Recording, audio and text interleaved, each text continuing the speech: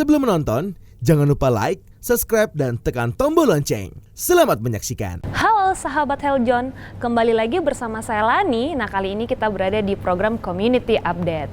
Saat ini saya sedang berada di Hotel Claro, tepatnya di Kota Makassar. Saat ini saya sudah bersama dengan Bapak Kamin sebagai Ketua PSMTI Kota Pekanbaru. Halo Pak, apa kabar? Kabar baik. Kabar baik. Nah, kali ini kita bakalan sharing-sharing aja nih Pak ya. Kita ngobrol santai mengenai PSMTI Kota Pekanbaru. Ya. Oke, baik. Nah, sebelum lanjut nih kita bertanya mengenai PSMTI, mungkin kita bakalan berkenalan singkat nih dengan Pak Kamin. Mungkin bisa Pak perkenalan singkatnya? Ya, terima kasih untuk kesempatannya. Nama saya Kamin, pendidikan saya sarjana teknik sipil, alumni Universitas Trisakti, dan master degree-nya saya ambil di UNSW, Sydney, Australia, Master Construction Management.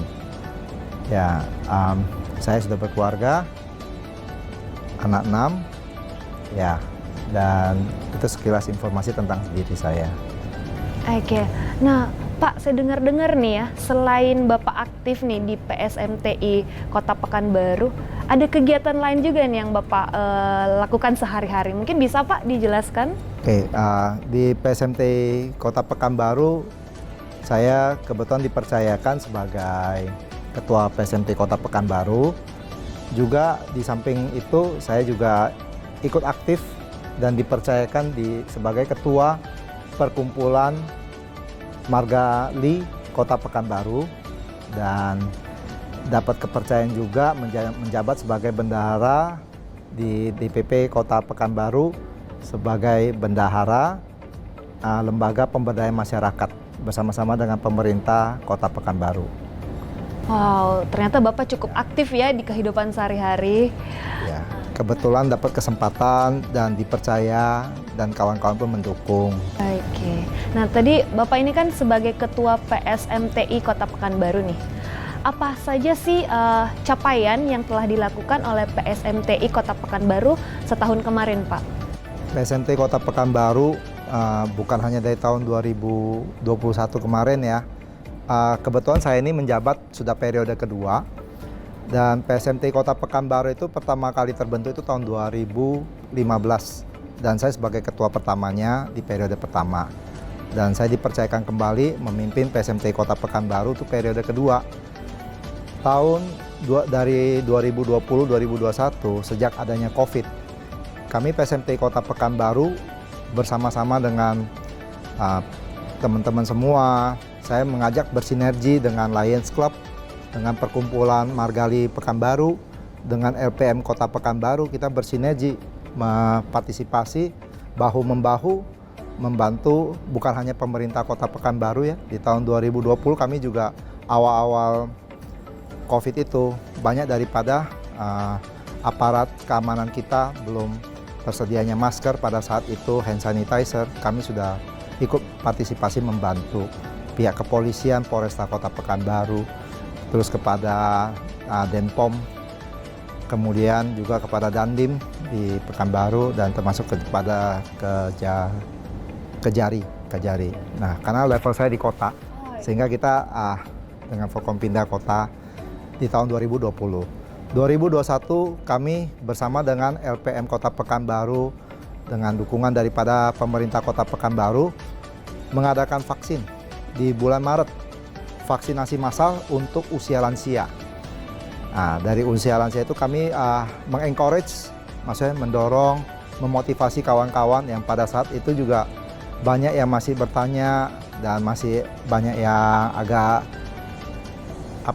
masih belum menerima saat itu. Nah, memang itu awal kami mulai dengan pemerintah Kota Pekanbaru, LPM, dan Dinas Kesehatan Kota Pekanbaru. Ya, beberapa kita melakukan vaksinasi massal, dan akhirnya puji Tuhan sekarang vaksinasi massal sudah bergerak di semua elemen gitu. Oke, wow. Nah, tadi kan Bapak udah menjelaskan nih bentuk salah satu kontribusi ya untuk menekan angka COVID.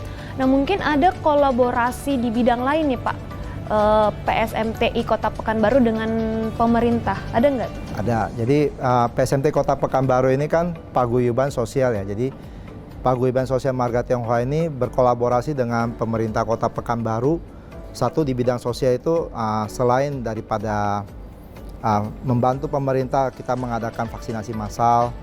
Kita juga ada bakti sosial seperti donor darah, kemudian kita juga ada pada saat seperti nanti mau menjelang Lebaran ya, bukan hanya Lebaran, tapi kemarin juga kami Hari Raya Nyepi, sebelumnya lagi Natal dan Tahun Baru, ya, dan sekarang nanti sebentar lagi Lebaran, kami juga ada pembagian sembako kepada keluarga prasejahtera, termasuk pada saat Imlek kemarin juga keluarga Tionghoa juga ada yang prasejahtera, di situ kami membantu baksos untuk keluarga prasejahtera. Dan PSMT Kota Pekanbaru sekarang ini juga ada kegiatan di bidang pendidikan, di mana kita menjadi orang tua asuh. Ya, orang tua asuh untuk keluarga prasejahtera yang mana anaknya bersekolah dan berprestasi, namun tidak sanggup biayanya, sehingga kita beberapa dari kawan-kawan kita memberi contoh dengan kita bergerak sebagai orang tua asuh dulu, mana tahu ada yang lain mau ikut serta lagi kan, sehingga bisa membantu, karena pendidikan itu penting. Dengan kesehatan juga kita ada MOU dengan rumah sakit, sehingga bila mana ada warga PSMT Kota Pekanbaru atau Perkumpulan Margali punya anggota, ada yang sakit, ataupun masyarakat di luar ini pun yang kami kenal, yang mereka minta tolong ke kami membantu menjembatani kepada pihak rumah sakit, membantukan pelayanannya dulu. Jadi kalau mereka udah kenal kita kan otomatis bisa masuk rumah sakit dulu tanpa harus ditanya DP-nya dulu atau apa ya. Ada juga kawan dari luar kota minta tolong pas mamanya kena COVID di rumah sakit di daerah sangat terbatas, akhirnya dibawa ke Pekanbaru, kami pun bantu handle. Nah, dengan Pemko juga kita juga di bidang ekonomi, kita juga bekerja sama dengan pemerintah bagaimana meningkatkan kesejahteraan daripada warga Kota Pekanbaru melalui pemberdayaan di Lembaga Pemberdayaan Masyarakat Kota Pekanbaru yang diketahui oleh Pak Sarjoko, abang angkat saya juga. Jadi beliau kalau untuk program LPM itu mungkin nanti beliau yang lebih banyak bercerita, tapi programnya itu ada, kita mengadakan pasar kuliner yang sedang dalam proses. Wow, luar biasa sekali ya PSMTI Kota Pekanbaru, dari pemulihan ekonomi, kesehatan, tadi juga pendidikan. Wow, keren sekali ya Pak ya. Nah, tadi kan itu udah mengenai capaian ya Pak ya, selama 2021 kemarin, bahkan sebelum 2021. Nah, kira-kira untuk target atau mungkin rencana program nih Pak selama 2022 apa aja sih?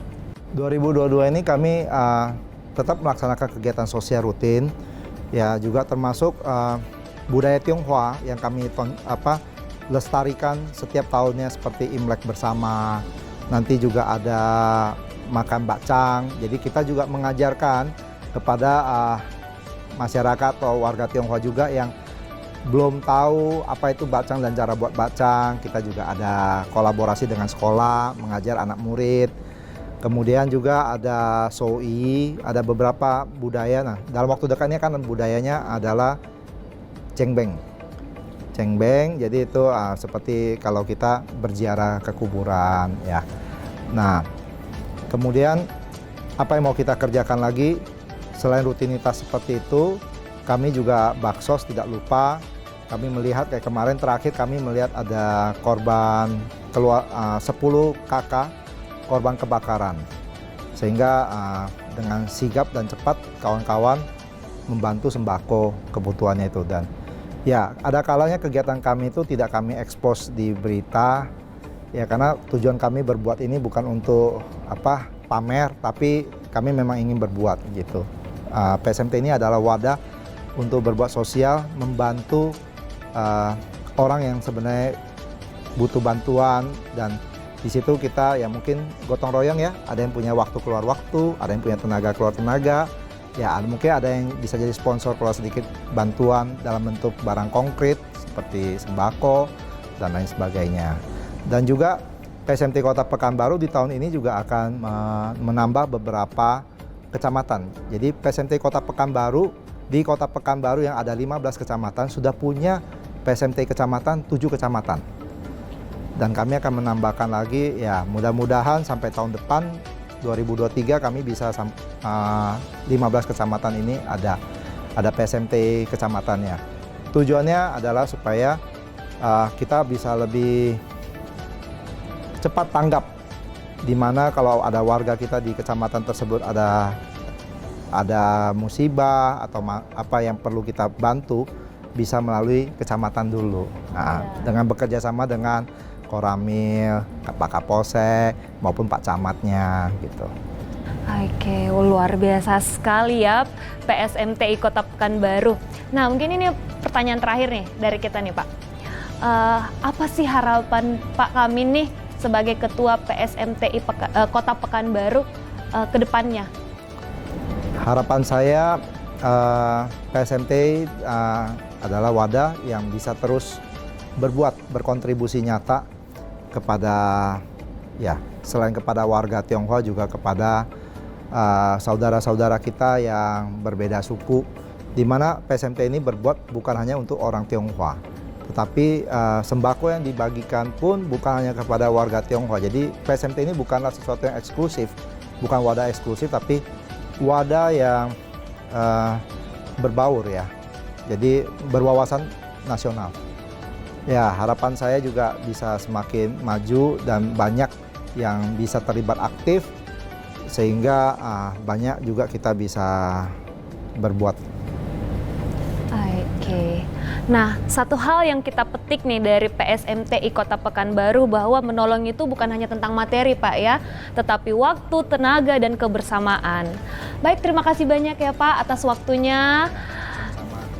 Demikianlah perbincangan kita bersama Bapak Kamin pada sesi kali ini. Jangan lupa untuk tetap menyaksikan Community Update hanya di Eljon TV. Sampai jumpa.